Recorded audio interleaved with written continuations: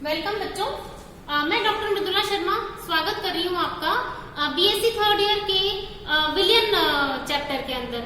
Solution का हम लोग एक कॉलिगेटिव प्रॉपर्टी राउट के नियम से कैलकुलेट कर चुके हैं, जिसको हम वाष्पदाब में आपेक्षिक अवनमन कहते हैं। Relative lowering of vapour pressure हमने कैलकुलेट कर लिया था। अब बच्चों, जैसा कि हमें पता है कि अगर किसी सॉल्वेंट में आप सॉल्यूट का अमाउंट मिला देते हैं तो सॉल्यूशन में सॉल्वेंट का वेपर प्रेशर कम हो रहा था और हमें उसको सॉल्वेंट के इक्वल करने के लिए टेम्परेचर देना पड़ता है। थोड़ा सा और हमें उसको टेम्परेचर इंक्रीज करके गर्म करना पड़ता है ताकि वो भी उसका बॉइलिंग पॉइंट पर उसकी वेपर बन जाए।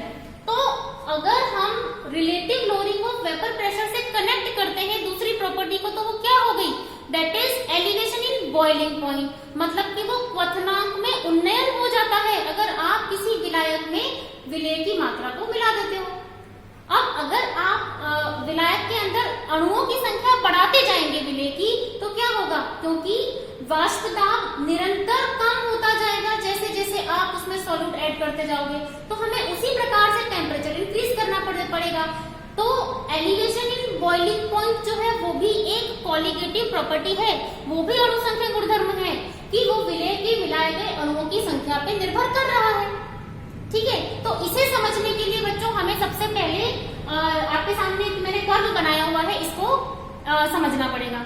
इस कर्व में बच्चों जैसा कि हम जानते हैं हमने क्या किया है, एक तो हमें ये बताना है कि विलेय मिलाने पर विलायक का वाष्पदाब विलयन में कम होता है और उसको बराबर करने के लिए टेम्परेचर ज्यादा देना पड़ रहा है। और दूसरा हमें ये बताना है कि सांद्रता में परिवर्तन करते ही वो उसका मान भी परिवर्तित हो रहा है, तापों का और दाबों का। तो हमने क्या किया बच्चों, देखो आपके सामने कर्व है, देखो टेम्परेचर हम लोग चेंज करते हैं तो वाष्पदाब परिवर्तित होता है। तो जो वेरिएबल हम परिवर्तित करते हैं उसको हम एक्स एक्सिस पर प्लॉट करते हैं। तो यहाँ पर हमारे हाथ में क्या है? टेम्परेचर देना। तो टेम्परेचर को हमने एक्स एक्सिस पे प्लॉट किया है और इन दिए हुए तापों पर वाष्पदाब परिवर्तित होते हैं द्रवों के, तो वाष्पदाब को हम वाई एक्सिस पे प्लॉट कर रहे हैं। तो देखो बच्चों, हमने सबसे पहले लिया है प्योर सॉल्वेंट, शुद्ध विलायक, जिसका हमने कर्व दिखाया है ए डैश से। अब ये हमें पता है कि किसी भी द्रव का क्वथनांक क्या होता है, बॉइलिंग पॉइंट होता क्या है किसी लिक्विड का? जिस टेम्परेचर पर लिक्विड का वेपर प्रेशर एटमॉस्फेरिक प्रेशर के बराबर हो जाए, वो टेम्परेचर उस लिक्विड का बॉइलिंग पॉइंट होता है। तो देखो बच्चों, जहां पर ये हमने लिखा है प्योर सॉल्वेंट का वेपर प्रेशर, वहां पे हमने एटमॉस्फेरिक प्रेशर मेंशन किया है क्योंकि ये उसका बॉइलिंग पॉइंट है। तो देखो ये ए डैश जो लाइन हमें मिल रही है वो शुद्ध विलायक की मिल रही है। ठीक है, हमने जब इसके अंदर कुछ सॉल्यूट मिक्स कर दिया तो सॉल्यूट और सॉल्वेंट के बीच में इंटरेक्शन होने के कारण सम ऑफ द सॉल्वेंट मॉलिक्यूल नहीं जा पा रहे हैं वाष्प में। तो यानी विलयन का जो वाष्पदाब का कर्व होगा वो शुद्ध विलायक से नीचे मिलेगा। तो देखो जो हमने सॉल्यूशन प्रिपेयर किया है उसका कर्व बी डैश हमें प्राप्त होता है जो कि शुद्ध विलायक से नीचे की तरफ उपस्थित है। इसी प्रकार से अगर हम सॉल्यूशन 1 में जितनी सांद्रता आपने मिलाई थी विलेय की, उससे ज्यादा सांद्रता मिला दें तो सॉल्यूशन 1 से भी कम उस विलयन का वाष्पदाब होगा। तो इस वाले सॉल्यूशन 2 की सांद्रता है ज्यादा। तो इस कर्व का जो प्लॉट आप करोगे वो कहाँ हमें मिलेगा? वो सॉल्यूशन 1 से भी हमें नीचे मिलेगा। आपको देखने पे क्या पता चलेगा कि ताप का मान जैसे जैसे आप परिवर्तित कर रहे हो वैसे वैसे वाष्पदाबों के मान परिवर्तित हो रहे हैं। और क्योंकि विलायक का मान सेम है, मतलब विलायक वही है, एक ही प्रकार का विलायक है, अणुओं की संख्या हम चेंज करते जा रहे हैं, तो हमें एक सरल रेखा मिलेगी जो समानांतर होगी, स्ट्रेट लाइंस मिलेंगी जो कि पैरेलल होंगी। तो अब आप देखिए इसके अंदर हमने पहले शुद्ध विलायक लिया, ये सामान्य टेम्परेचर पर जब इसको गर्म करना स्टार्ट किया तो एक पॉइंट ऐसा आएगा जहां पर कि शुद्ध विलायक हमारा वाष्पदाब के बराबर अपना वाष्पदाब कर लेगा और वो जो पॉइंट होगा उस टेम्परेचर को हम शो करते हैं TB, that is boiling point temperature of the pure solvent. TB से हमने इसको शो कर दिया और इस टेम्परेचर पर क्या होगा? वाष्पदाब एटमॉस्फेरिक प्रेशर के बराबर है, तो विलायक के लिए हमने लिख दिया है उसको P0। अब हमने सॉल्यूशन 1 देखा, सॉल्यूशन 1 का सॉल्वेंट से वाष्पदाब कम है तो इसका वक्र नीचे है, बी डैश हमने इसका नामकरण किया है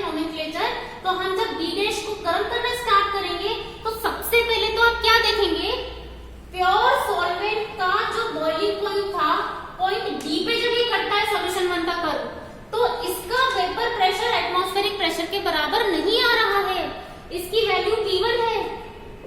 इसका मतलब हमको इसे एटमॉस्फेरिक प्रेशर के बराबर करने के लिए एक्स्ट्रा टेम्परेचर देना पड़ेगा। कितना? T से B तक। B पॉइंट पे जब आप टेम्परेचर एक्सिस पे देखोगे तो T1 मान मिलेगा और T1 का मान TB से ज्यादा है। Here T1 is greater than boiling point of the pure solvent, ये आपको देखने को मिल रहा है यहाँ पे। अब हमने क्या किया, सॉल्यूशन 2 को देखा। सॉल्यूशन 2 का जो कंसंट्रेशन है वो सॉल्यूशन 1 से भी ज्यादा है, तो इसका कर्व और नीचे है। गर्म करना स्टार्ट किया तो सबसे पहले तो हम प्योर सॉल्वेंट, ये हम प्योर सॉल्वेंट का पॉइंट क्यों देख रहे हैं बच्चों, क्योंकि हमने यहाँ पे नॉन वॉलेटाइल सॉल्यूट मिलाना है, अवाष्पशील विलेय। तो जब आप विलयन भी बना दोगे तो वेपर में किसके अणु जाएंगे? शुद्ध विलायक के। तो सॉल्यूशन में सॉल्वेंट का ही वेपर प्रेशर हमें मिल रहा है, इसलिए हम पहले प्योर सॉल्वेंट का जो बॉइलिंग पॉइंट था उस पर देखेंगे कितना वाष्प दाब है उस विलयन का। तो हमने देखा कि boiling point of pure solvent पर ये सॉल्यूशन 2 का कर्व पॉइंट ई पे कट रहा है, इसका तो वेपर प्रेशर और भी कम है, P2। सॉल्यूशन 2 के लिए P2 है। हमें इसको कितना गर्म करना पड़ेगा? देखिए E से लेकर के C तक, ताकि वो अपने एटमॉस्फेरिक प्रेशर के बराबर हो जाए। ये नोमेनक्लेचर हमने टेम्परेचर दिया T2, तो यहाँ पर T2 का मान भी बॉइलिंग टेम्परेचर से ज्यादा है। तो हमें टेम्परेचर और प्रेशर्स के बीच में रिलेशन कैलकुलेट करने के लिए क्या देखना पड़ेगा? आपको ये जो इतना कर्व दिखाई दे रहे हैं ABC और ADE, ये लाइंस हमें इसके इन त्रिकोणों में देखनी पड़ेगी। देखो हमने सबसे पहले विलायक और विलयन 1 का देखा टेम्परेचर, तो क्या होगा?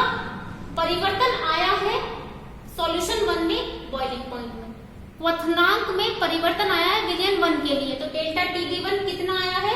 क्योंकि T1 is greater than TB, तो T1 में से माइनस हो जाएगा। और ये हमको किस लाइन से दिखेगा? देखो बच्चों, T1 और ये किस लाइन से दिख रहा है हमें? AB से। तो it can be expressed by AB। और जब हम सॉल्वेंट और सॉल्यूशन 2 को देखते हैं, आगे देखिए, सॉल्वेंट और सॉल्यूशन 2 को जब हम देखेंगे तो यहाँ पर जो बॉइलिंग पॉइंट में डिफरेंस है वो कितना आएगा? T2 minus TB। और ये सेकंड सॉल्यूशन के लिए बॉइलिंग पॉइंट में एलिवेशन होगा। ये हमें किस लाइन से दिखाई दे रहा है? देखो बच्चों, AC से दिख रहा है ना, AC, T2 और TB। तो it can be expressed from the line AC into the curve. In temperatures पे वेपर प्रेशर में कितना चेंज आया है, इन तापों पे वाष्प दाबों में कितना परिवर्तन है, वो देखिए। हम सबसे पहले देख रहे हैं कि सॉल्यूशन 1 का जो वेपर प्रेशर है उसमें कितना डिफरेंस है, कितना है? T0 और T1 अंतर है। ऑब्वियसली शुद्ध विलायक का वाष्प दाब ज्यादा होता है, तो डेल्टा P का मान कितना होगा? T0 minus T1। ये हमें किससे दिख रहा है? T0 T1। इसको आप आगे बढ़ाइए, लाइन क्या दिख रही है आपको? देखो सॉल्यूशन और सॉल्वेंट और सॉल्यूशन 1 की AD, तो ये हम इसको एक्सप्रेस कर सकते हैं लाइन AD से। अब सॉल्वेंट और सॉल्यूशन 2 के बीच में जो वाष्प दाब हमको दिख रहा है वो कितना दिख रहा है? P0 और P2। इसको आगे बढ़ाइए, लाइन कौन सी दिख रही है? AE, तो इसकी वैल्यू होगी P0 माइनस P2 और लाइन होगी कर्व में AE। ये हमारा कर्व का इंटरप्रिटेशन है। हम अगर मान लीजिए सॉल्वेंट और सॉल्यूशन 2, सॉल्वेंट और सॉल्यूशन 1 के तापों और दाबों का जो परिवर्तन है उसका अनुपात निकालना चाहें, अगर हम कंपेयर करें, तो हमको एक साइड तो तापों का और दूसरी साइड दाबों का ये अनुपात निकालना होगा। तो हम अगर क्या करते हैं, देखिए बच्चों, AC हमें AC और AD, ये हमें सॉल्वेंट और सॉल्यूशन 1 की वैल्यू, सॉल्यूशन 2 की वैल्यू दे रहा है, और AD हमें सॉल्वेंट और सॉल्यूशन 1 की वैल्यू दे रहा है। तो AC अपॉन AB अगर हम करते हैं तो इस AC पर, इस टेम्परेचर पर दाब का मान हमको किससे दिख रहा है? AE से। ये अपन ने जो यहाँ वैल्यू रखी है बच्चों, मैंने वही लिखी है, ये जो दिख रही है ना, जो टेम्परेचर हम लेते जा रहे हैं अपन ने उसी का मान रखा है वहां पे, कि अगर हमने AC अपॉन AE करा है, AC अपॉन AD करा है, तो उसके दाबों के मान कितने होंगे? इधर ये तो होंगे टेम्परेचर और ये होंगे प्रेशर्स। बराबर कर दिया। AC का मान देखो कितना है? T2 माइनस TB, है ना, और AD का मान कितना है? T1 minus TB। इन पर दाबों के मान कितने हैं? सॉल्यूशन 2 के लिए दाब है P0 माइनस P2 और सॉल्यूशन 1 के लिए इन टेम्परेचर्स पे दाब का अंतर है P0 माइनस P1। इनको हम क्या लिख सकते हैं? Differences, changes. ये देखिए लिख सकते हैं ऐसा, जो अपन ने यहाँ पे कर्व से एक्सप्रेस किया है उसी करते जाएंगे। तो हमने इसको लिख दिया elevation in boiling point for solution 2, elevation in boiling point for solution 1 equals to depression in vapour pressure for solution 2 upon depression in vapour pressure of solution 1। अगर हम इस अनुपात को डिफाइन करना चाहें कि तापों और वाष्प दाबों में क्या संबंध है, तो ये तो है बच्चों अनुपात। तो अनुपात तो बराबर है, तो क्या अगर हम किसी विलायक में विलयन बनाते हैं और उसको स्टडी करते हैं तो बॉइलिंग पॉइंट जो होते हैं किसी भी विलयन में उनके वाष्प दाबों के परिवर्तन के समानुपाती आते हैं। आप जब वैल्यूज रखोगे 1 और 2 तो प्रोपोर्शनलिटी कांस्टेंट हर बार सेम होगा, और जब आप दोनों की वैल्यू का रेशो निकालोगे तो वो प्रोपोर्शनलिटी कांस्टेंट कैंसिल आउट हो जाते हैं। तो देखो मैंने आपको ये एरो बना रखा है कि अगर आप डिपेंडेंसी निकालना चाहते हैं कि कितना जो है वो निर्भर करता है ताप में परिवर्तन या ताप में उन्नयन वाष्प दाबों में परिवर्तन से, तो क्या होगा, इसका मतलब ये है कि किसी भी विलायक का क्वथनांक में उन्नयन उसके वाष्प दाब में परिवर्तन के समानुपाती होता है। The elevation in boiling point of any solution is proportional to the changes in vapor pressure। एक काम हमारा इस कर्व से कंप्लीटेड है। हमें इस स्टेटमेंट को, ये हमने निकाला है बच्चों देखो इक्वेशन 1, अब हमें इस स्टेटमेंट को राउट लॉ से और कनेक्ट करना है। तो राउट लॉ से कनेक्ट करने के लिए हमको राउट का नियम पता होना बहुत जरूरी है। हमने बता दिया था पहले कि राउट का नियम है कि वाष्प दाब में आपेक्षिक अवनमन हमें पता है कि विलेय की मोल भिन्न के बराबर होता है। The relative lowering of vapour pressure is equal to the mole fraction of the solute, but for applying the Raoult's law solution must be very dilute. Solution dilute होना चाहिए, तो जो मोल फ्रैक्शन में डिनोमिनेटर था हर वाला, उसमें solute का number कम हो गया था, तो ये हमारे पास रह जाता है। इतना हम बेटा कर चुके हैं और ये हमें पता है। नंबर ऑफ मोल्स अगर हमको भारों के रूप में रखने हो तो विलेय के लिए तो small w upon small m, और सॉल्वेंट के लिए कैपिटल M का जो मान है वो capital W upon capital M।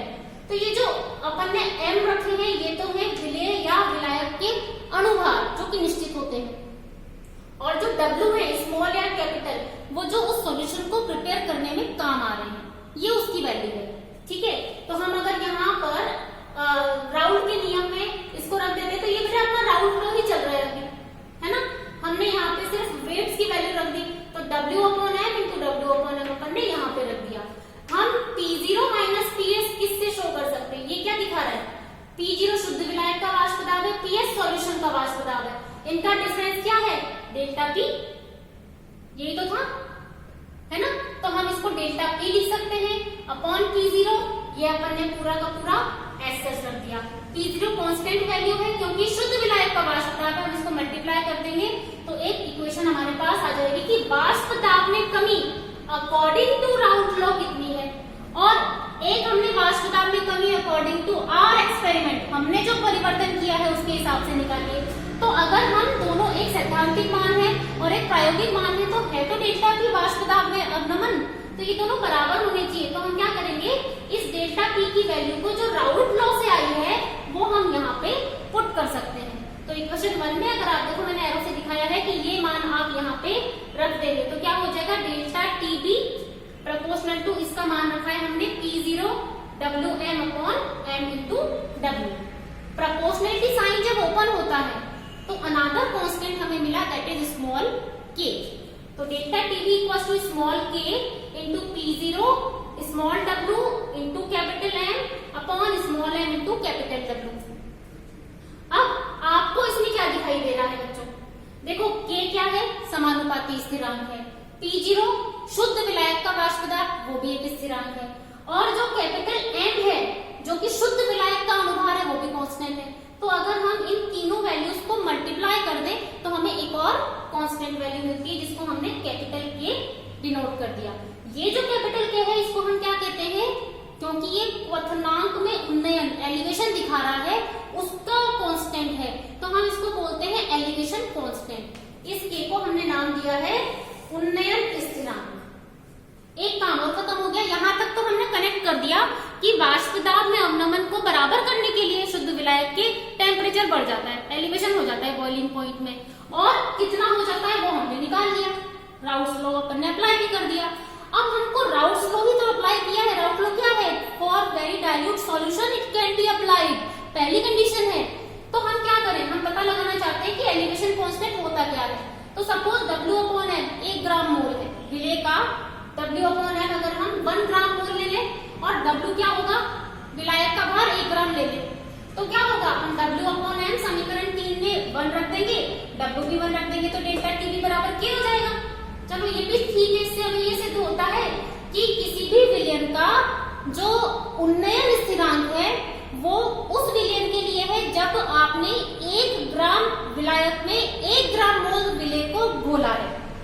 Means the elevation constant of any solution is that quantity when 1 gram mole of the solute is dissolved into the 1 gram of the solvent. ठीक है, इतनी बात है। लेकिन क्या ये पॉसिबल है कि हम 1 ग्राम विलायक में 1 ग्राम मोल सॉल्यूट डिसॉल्व भी कर लें और वो डाइल्यूट भी हो, वो भी वेरी डाइल्यूट हो? नॉट पॉसिबल, ठीक है ना, क्योंकि हमें तनु विलयन बनाना है तो हमको क्या करना पड़ेगा, हमें लेना यूनिट्स ही है, इकाइयां ही लेनी है। तो हम क्या कर देंगे, क्योंकि ये बिल्कुल भी संभव नहीं है कि हम 1 ग्राम मोल अणु को 1 ग्राम विलायक में घोल के तनु विलयन बना दें, तो हम क्या कर देंगे, W जो विलायक का भार है वो 1 किलोग्राम लेंगे। 1 किलोग्राम होता है 1000 ग्राम के बराबर। अब वो है भी इकाई और डाइल्यूट भी हो जाएगा। अब हम 1 किलोग्राम विलायक में 1 ग्राम मोल विलेय घोल के वो तनु विलयन बनाएंगे। तो जो समीकरण 4 है ना, यहाँ पे जो K आया था किससे आया था, समीकरण 3 से।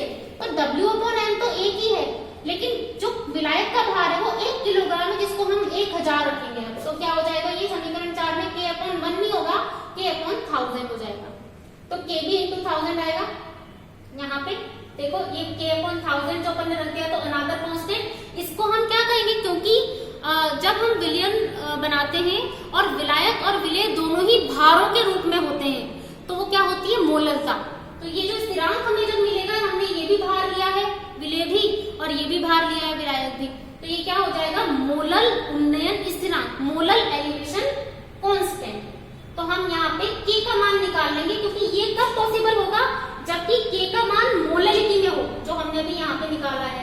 तो हम क्या कर देंगे, K का मान निकालेंगे तो K भी into 1000 हो जाएगा, वो हम यहाँ रखेंगे तो हमें समीकरण मिल जाएगी। समीकरण 3 में K into 1000 हो जाएगा, डेल्टा T भी इक्वल टू, इसमें रख रहे हैं बच्चों, देखो समीकरण 3 में